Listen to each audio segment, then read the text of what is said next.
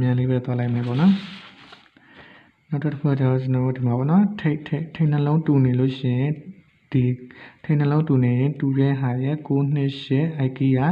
နောက်ရက်မှာဆင်းပေးရမယ်ပေါ့နော်ပြီးရင်ဒီမှာဆိုလဲဒီမှာနှစ်ခုဖြစ်သွားမှာပေါ့နော်1တူနေတဲ့အတွက်1.3 kg ပေါ့နော်928 kg 1.3 kg ဆိုတော့ခဏတော့6လုံးဖြစ်နေပေါ့နော် kg ကလည်းနှစ်ခုစုံနေဖြစ်တဲ့အတွက်ကျွန်တော်အဲ့ဒါကိုပြီးရင်အခွေလေးနဲ့ပြန်ချုပ်ပေးပါမယ်ကျွန်တော်အဲ့ဒါလေးကိုတစ်ချက်စစ်ပြပါမယ်နော်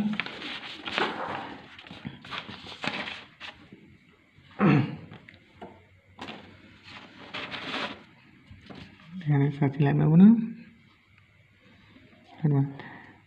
305နဲ့3ထိတွေ့တဲ့305နဲ့ခီးတစ်လုံးနောက်ရက်မှာဆင်းပေးရမယ်ဆိုတော့ဒီမှာ9တက်ဆိုပြီးဆင်းပေးရပါတော့ပြီးရင်ဒီမှာဆိုလဲ4640 44 436 44ထိတွေ့ရပါတော့436ခီးတစ်လုံးနောက်ရက်မှာဆိုတော့ဒီမှာ26ဆိုပြီးဆင်းနေပါတော့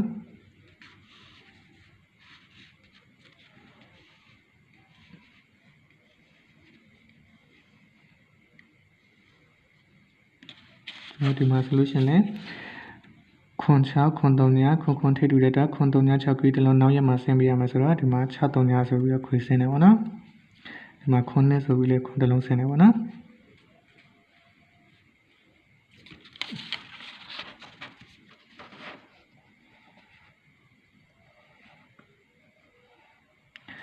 ဒီမှာဆိုလဲ9553ထိတူတဲ့အတွက်ဒီမှာတော့95အပူဖြစ်တဲ့အတွက်93 1ချိန်ဒီ93 1ချိန်ပဲဖြစ်သွားမှာပေါ့နော်1ချိန်ဒီနောက်ရက်မှာဆင်းပေးရမယ်ဆိုတော့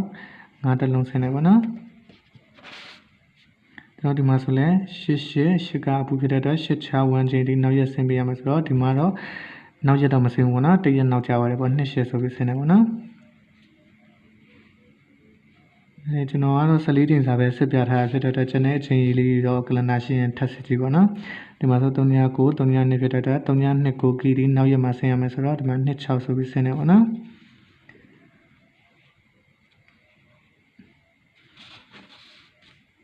ဒီမှာ2620ဆိုတော့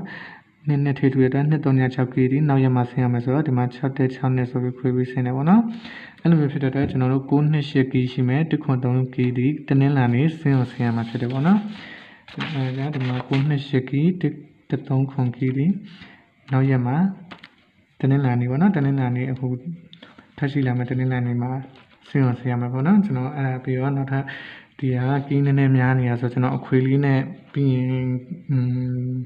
လုံးပိုင်းလေးနဲ့နည်းနည်းပြန်ချုပ်ပေးမယ်ပေါ့နော်